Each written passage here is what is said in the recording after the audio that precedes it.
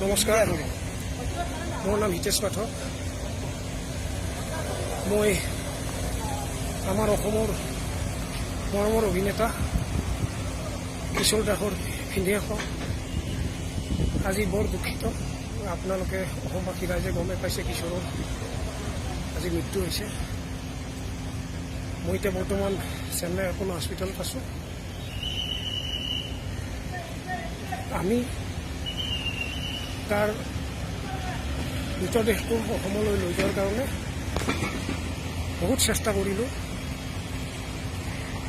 কিন্তু এতিয়া আমি গম পালোঁ যে আমি অসমলৈ নিব নোৱাৰিম। আমি কনফাৰ্ম হৈ গ'লোঁ।